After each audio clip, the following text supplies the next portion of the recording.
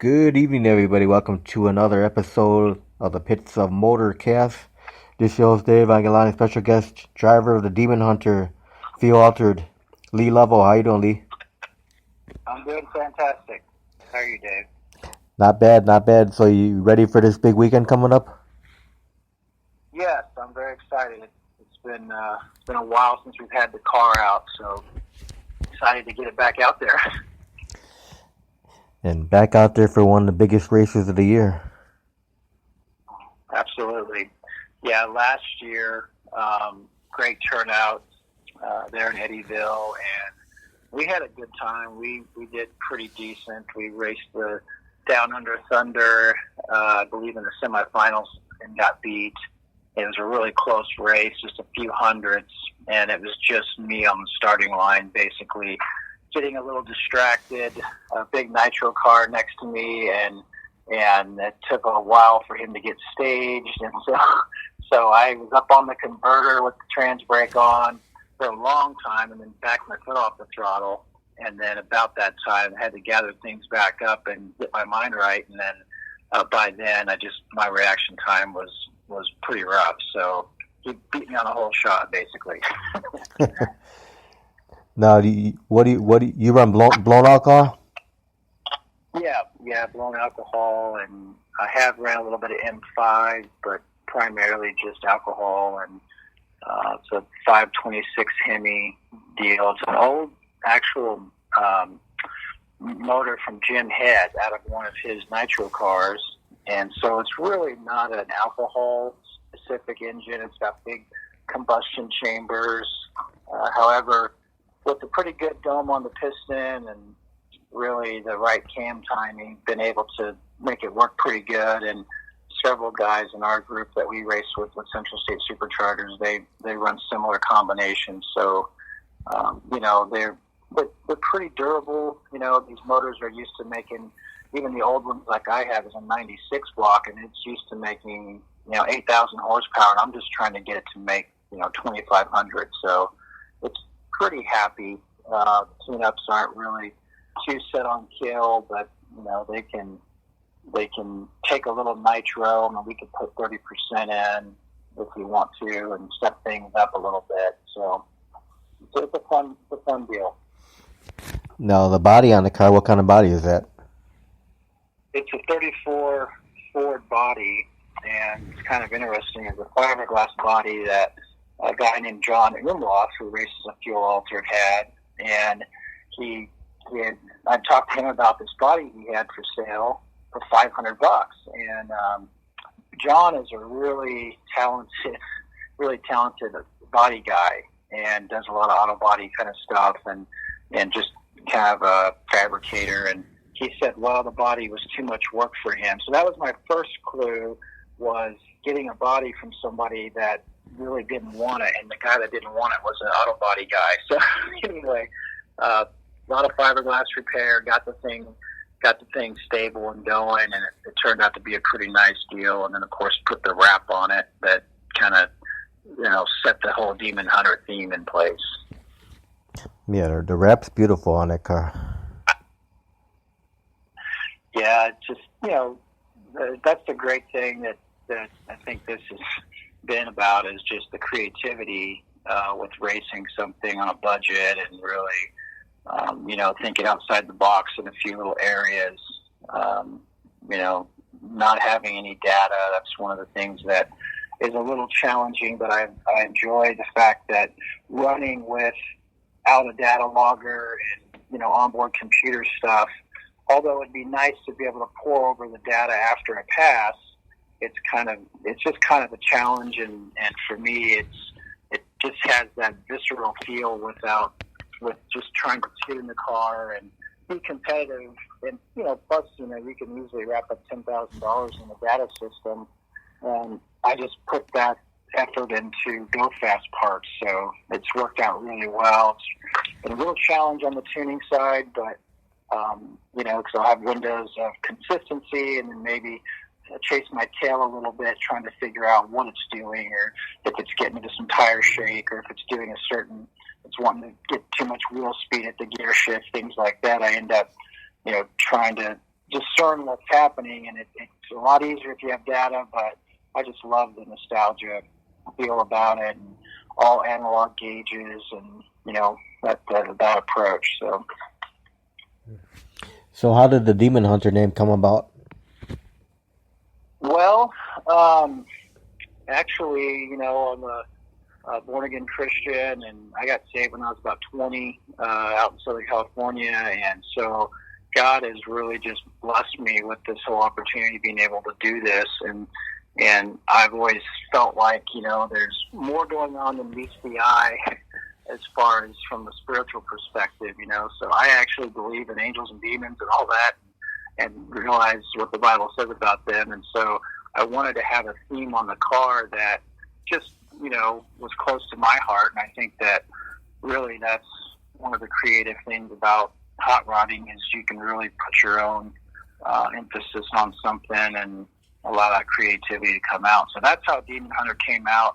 My son also, there's a band called Demon Hunter, and he really liked them. They're kind of a hard rock Christian band, and they've got a really driving, powerful type of sound. And so I heard the name from there first, and then kind of wanted to create this theme that had a biblical concept of, light and darkness, fighting each other. So. Now let me rewind the clock with you, Lee, and ask you how did you get into drag racing? Well, I've always been a bit of a gearhead. So as a kid, I worked on bicycles and things like that, and I didn't really grow up with a dad for the better part of my childhood, and so that was kind of me and my brother just messing around. I had a younger brother. Funny story, I actually found this mini bike in a ditch one time. It was actually halfway underwater, and I don't know who it belonged to, but it's been there for a while. Pulled it out, probably 10, 11 years old. I figured out how to get it apart and sanded down on the stator and got the rust off of it. And of course, there's no throttle on this thing, so end up getting it running somehow miraculously.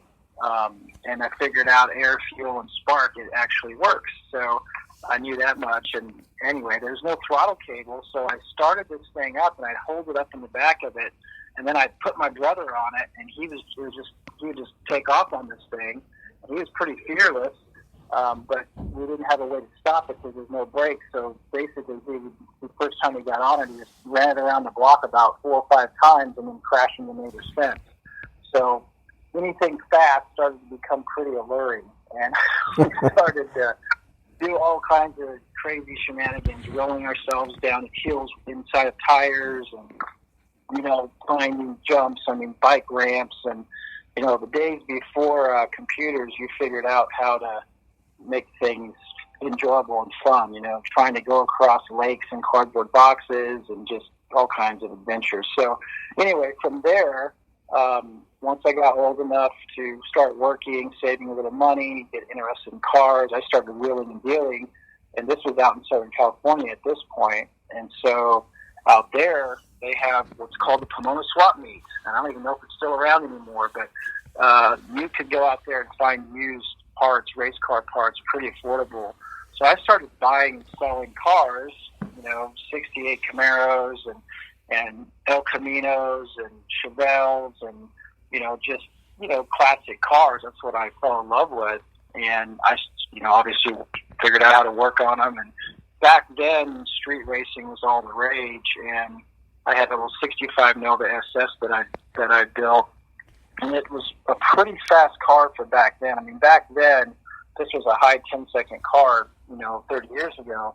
And it was quite an undertaking. It was about a 3-year build for me and saving money, and all used parts from Pomona Swap Meet for the most part, but was able to put that thing together and just had a heck of a time out there. And looking back, there was some stupid things that I did that I wish I could take back in regards to some of the street racing that I did do.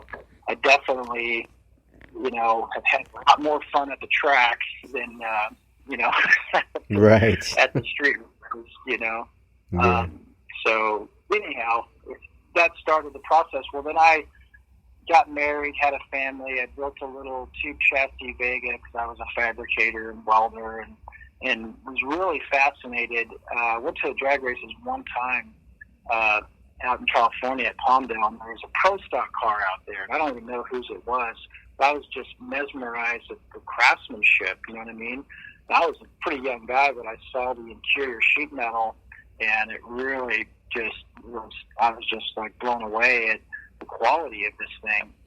And so I actually ended up becoming a union sheet metal worker in California and Missouri both. And mainly my passion for fabrication was to start a race car fabrication business. That's what I wanted to do. And when I got married and started having kids, that became less and less feasible. And then I got into started an architectural sheet metal company, kind of paid the bills. And then I got out of racing for the better part of 20 years, running a business, raising a family, 5 kids. And so it was always there. The passion never left.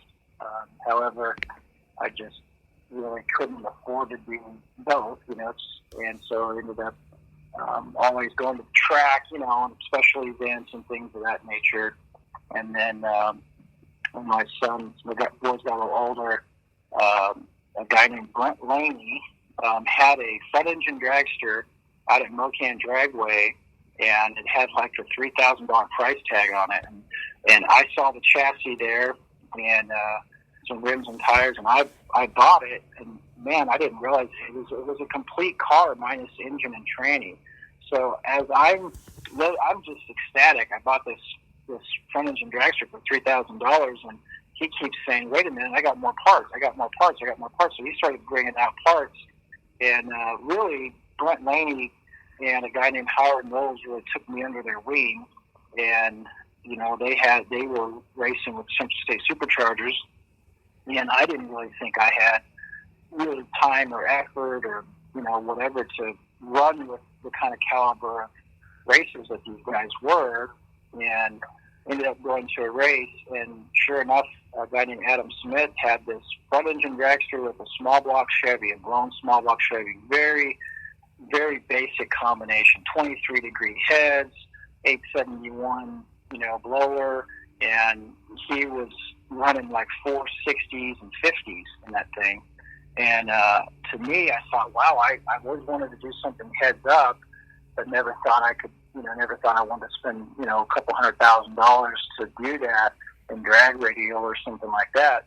And so when I saw this, it really kind of thought, hey, this is something I can do. They race 6 or 8 times a year, and it's not all consuming, so I decided to go down that road, and then we kind of, transformed into the disease of going faster, if you know what I mean. So yeah. Now, did you have any success with that dragster? Not really. It was really just kind of a training ground for me. I did a bracket race and won that. Actually, it was a foot brake deal, and kind of won that my first time out, and just learning how to tune it. It was an injected small block, and it was a pretty quick deal. It was a low 8, high 7-second car, so that kind of got me going. And then I was going to put a blower on the engine that I had, and I started really just adding up all the parts and pieces and realized, maybe I should go a different direction. Once I got around 10 grand to just take my small block into something that would make 1,200 horsepower. So that's when I got a hold of a used fuel motor, and that's the combination I've been running ever since. Now, what happened to that dragster eventually? Did you sell it? Yeah, I sold the chassis for $7,500, and I kept the engine. And actually, the engine, I have a 63 gasser that I'm building right now. That's probably about 65% complete. A Doug Nash 5-speed and a little 671 blower. So I ended up making it a blown engine after all, but something that's more in the neighborhood of 900 horsepower and not 1,200, and that's a big difference, what you have to do to make them survive those power levels. So yeah, that hopefully will be, somehow going this spring, maybe. So I'm excited about having the gasser out. And it's more of a street car kind of a deal. But it's a fun car, so. So after you sold the Dragster, what did you start racing in? Well, when I sold the Dragster, I found the chassis that I currently have, the Demon Hunter chassis, and it was an old funny car, probably a 10-year-old funny car chassis up in Pawtucket, up on the East Coast. And so I ended up driving all the way up there, and I was looking for an enclosed trailer. And so I was actually kind of going to buy an enclosed trailer, but the guy had this chassis, and we started wheeling and dealing, and the next thing I know, I left there. This was on like a Friday night, and I left there, drove down through New York on a Friday night, which was a disaster, pulling this trailer. So I bought the trailer, and I bought the fuel altered and the transmission. It was basically everything minus engine, and it wasn't what it is now. But I took that and kind of transformed it into this Demon Hunter car, and really, chassis was really solid. And then I fabricated the engine plates and got the body and did kind of some of the sheet metal stuff on the floors and things of that nature. And then it had a screw-blown small block Chevy in it, is what it actually had. And I didn't get it with the engine, but it was a pretty fast car then. And it's a little bit longer wheelbase than a lot of fuel alters. It's 134-inch, which is legal in most of the type of nostalgia stuff. And that was something that I thought, well, it's probably not a bad thing starting off, figuring out how to drive. And that was the other thing that was really a challenge. I had no idea really what I was getting myself into. And the Dragster was fast, but when I got in the fuel alter for the first time, I mean, I struggled just to do a burnout. I literally got in this thing and kind of was just afraid of it, And so I stepped on the throttle, and it kind of just did some goofy stuff, and I didn't hit it hard enough, and then kind of did a halfway burnout, and I was nervous, your heart's pounding. And so I pull up to the starting line, and, this is kind of one of those things that Howard Knowles had told me, this is all in. You can't pedal this, foot pedal. You've got to go in it, and leave, and otherwise the chassis is not going to work right. So I was all in. I'm up on I had the launch RPM set around 4,500 RPM, and I had the blower turned down, probably only 20% over, and this thing launches and really went pretty straight, and kind of was like, wow, It got out there at about the 60-foot mark, and it launched hard enough that it threw my leg off the gas pedal. I flew back in the seat, and then started. Then as soon as I got off the throttle, of course, that's negative G that pushed me forward back on the throttle. So I did this kind of a deal for the first time down the track, and kind of gathered it up and made a little pass, and then it was pretty eye-opening, just the power to weight ratio of this thing. And from there, honestly, I've gone a lot faster than those first hits, but I don't get out of this thing at the end of the track and think, boy, I'm really not satisfied with how fast or the speed that it is. So, but it's, 170s in the 8th mile, still seems fast to me. You know what I mean? So it's a fun deal. So what's the quickest pass you've made with this fuel altered so far? 420s at like 171, 8th mile. And it's I've got a different blower on it than I had before when I ran it, when I ran the 420s. And I honestly haven't really got everything dialed into the point where it's been super consistent. I made about 4 passes that were all 4.20s and 4.21s, right in that 170 mile an hour mark.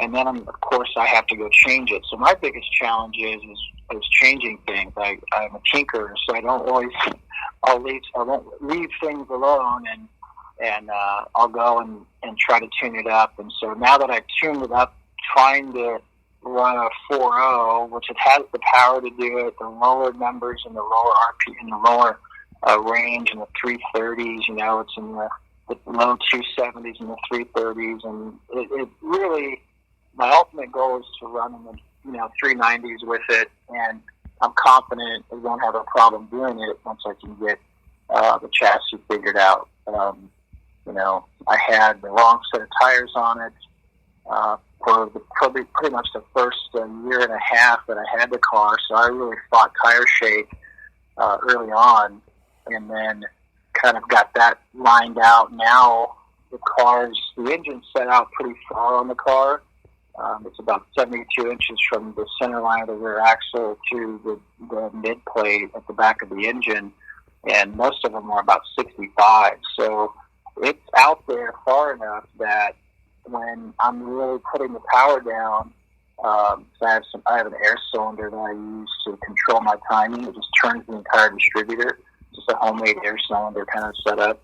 And when it starts cranking in the timing down there at the gear shift, it wants to get a little bit loose with the current setup. So this next weekend, I'm putting a little wicker bill on the wing, on the back, to try to maybe gain a little bit of downforce, and then I'm going to try to get things out a little bit, accelerate a little bit harder down low, because my 60-foot times are in the 102s, 104 ranges, which isn't bad, but I think if I can get this car to really run good down low and get some momentum, it won't get flat-footed farther down the track and want to, kind of get loose on me up there. So anyway, that's my goal this weekend, is to kind of, get my consistency back where it was, to where I'm not having to pedal it, and I can make a clean pass. So as soon as you add power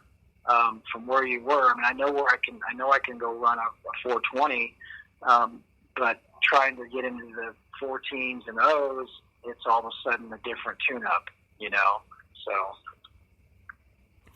Now with that altered, can you put a funny car body on that one? Yeah, I can. I've actually had my eye on a 66 style Nova body, and thought that might be something I would do.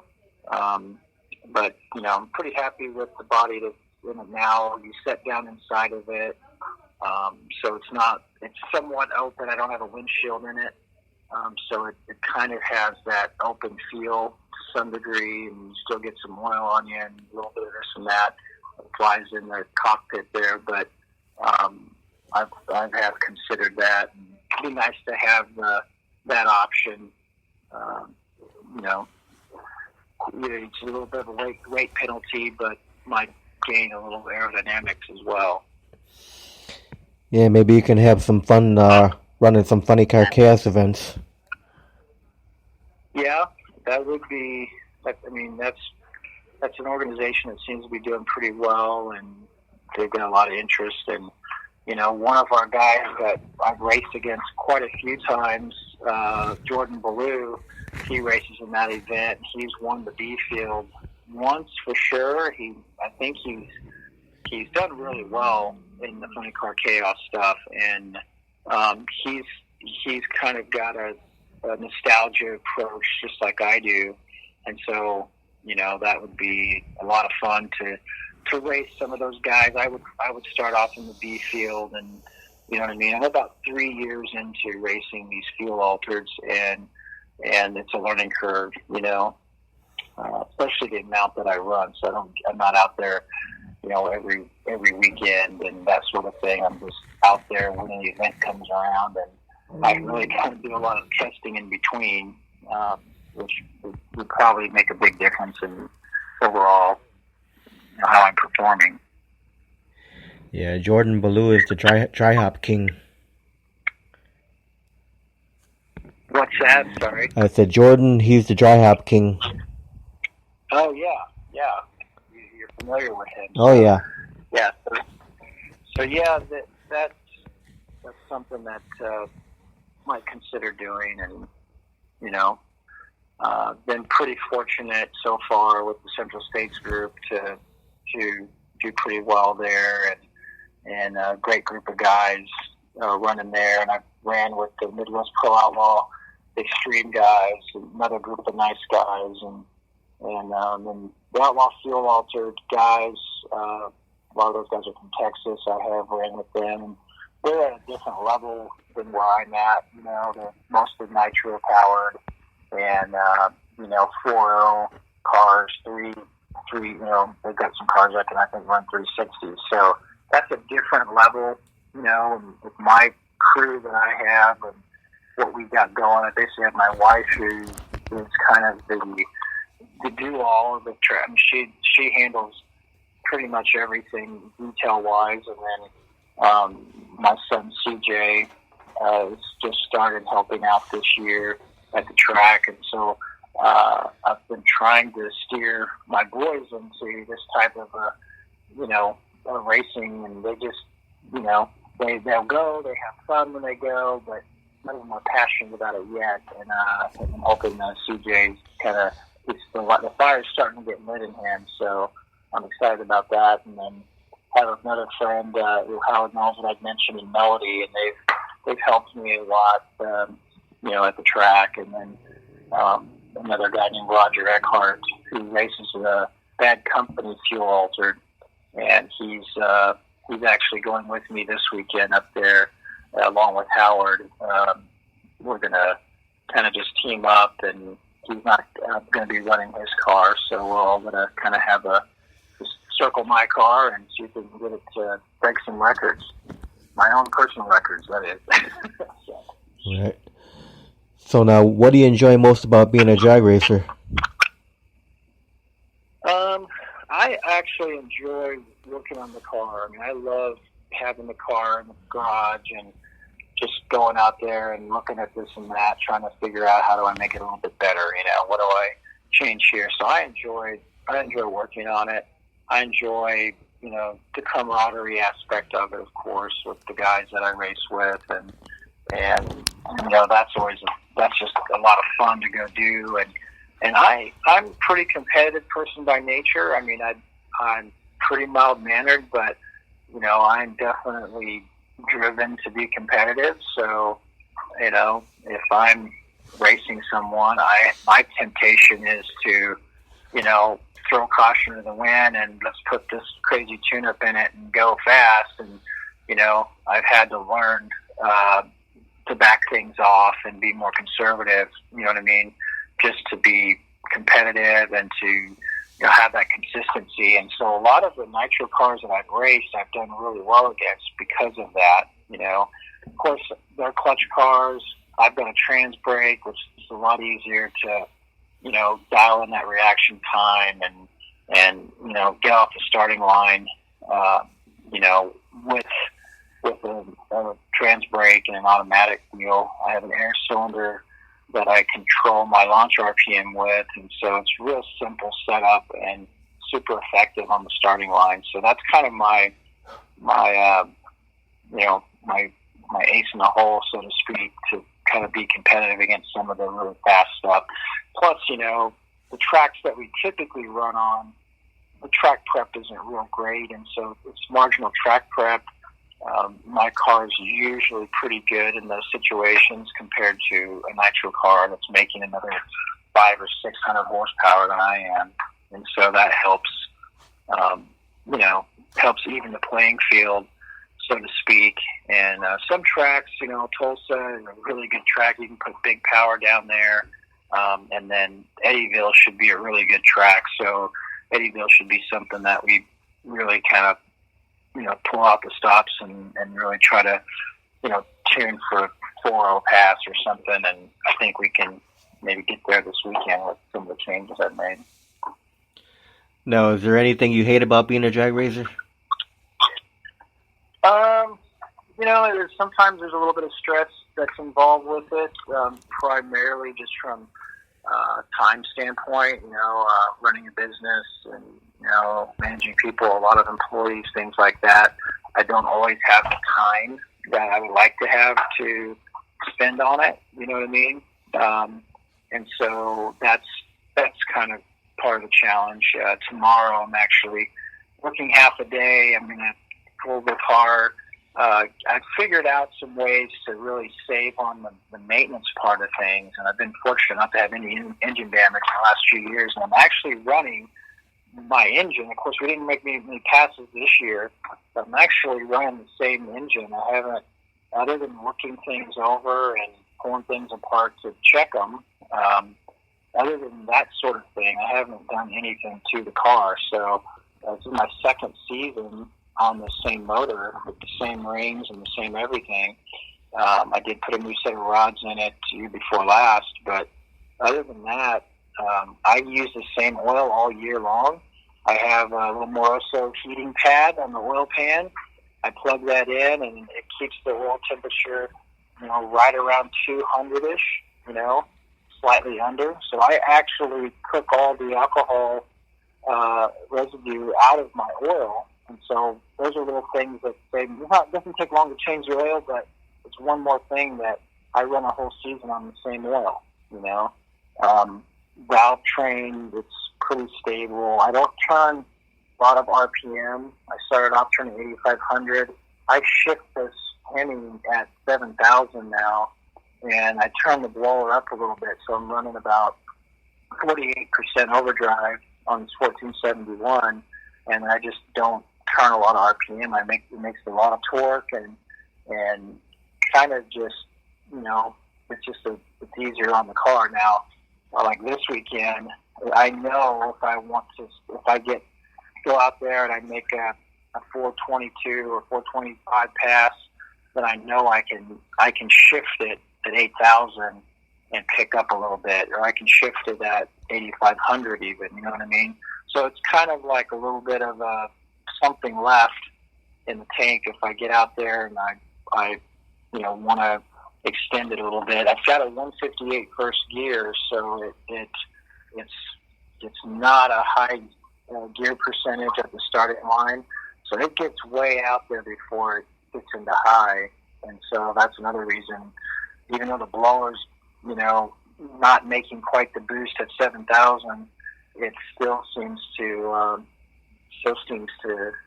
work really well. It's definitely not bogging the engine at that 7,000 RPM gear shift. Now, if you could have your fans remember one thing about you, what would you want that one thing to be that the fans remember about you? I just think approachability. I feel like it's really important for racers to engage, and sometimes you can get caught up in the moment and you're working on the car and you don't have the time, but I really try to stop and take whatever time is necessary. Whether the person, has questions, I'll try to answer the questions, and just try to be really humble in that approach. You know what I mean? And that's one great thing about this sport is it is humbling. You know what I mean? You think you get something figured out, and then track conditions change, and next thing you know, you're sideways on the track. I've almost wrecked this car about 3 times. You know what I mean? So came close to hitting the wall a couple times and taking out cones and had it. I've been clear across the track, across the other lane, and almost into the wall. So you know what I mean? It's something that you're cognitive of, and you realize the risk there, but it's definitely something that makes you cocky. Right. Now, do you have any drag racers that inspire you? I watch a lot of NHRA stuff, and I'll tell you what, I'm always impressed with the fact that John Force at his age is just so passionate about the sport, and really think that he's a really good racer. He's in his 70s, and I look at his reaction times, and I'm thinking, man, this guy is driving the car as good as anybody out there, and it really kind of inspires me to think, I'm 49 this year, and I'll actually be 50 next year, and it makes me think, hey, I could easily have another 20 years doing this or longer, at this level that I'm doing it. So that's encouraging, and it actually motivates me to try to eat a little healthier, you know what I mean, and try to physically stay in shape, because when you strap into one of these things, you don't want to be winded, you don't want to, you know what I mean, physically not be right, and so that's another motivating factor for me. Do you have any sponsorship at all? Not really, and I really haven't sought it out. I feel like I've got a pretty low budget deal, and so, not that I shouldn't, but I really haven't, needed it, so to speak. I mean, it's probably something that, with my combination that I'm running, I'm just, once I start running more consistently in the threes and things of that nature, my maintenance will go up for sure. And so that would probably be a good time to look at it. And I've actually know a lot of people that I probably could solicit some help with, and that would probably be a wise thing to do. I'm glad you mentioned it. Now, Lee, who are all the crew members who keep this car running? Well, Melody and Howard Knowles, they've really helped me. They stepped up this year, and they've been at the track with me. And then, of course, my wife and CJ, my son, and then Roger Eckhart. He's been fantastic. He's got a toter home, and we're actually taking his toter home up this weekend to Eddyville, and so that's kind of nice to have a place to stay at the track and be able to shower and that sort of thing. And then a guy named Brent Laney is kind of a technical advisor. He's one of the smartest guys I know, and I don't tell him that, but he definitely is one of those individuals that just understands engines from a little deeper level than the average person. On the thermodynamic side, he understands these cars well. He's been tuning for the better part of probably 25 years, and so he can see what's going on at the track and kind of tell you what's happening with the car. So he's not always there with me, but he's somebody that I'll call and just get some advice if the car's doing something. We'll theorize about what we think is going on and what we think we can do to improve it. He built transmissions and torque converter stuff, so he's a great resource. Now, what would you consider to be the fondest memory of your racing career so far? Well, year before last, I won the Central State Superchargers points championship, and I actually won it last year as well. But last year was a little bit of an abbreviated season. We didn't have as many races, and so the year before that, that was kind of a highlight. It was my second year actually racing a fuel altered, and the car, fortunately, it had enough consistency.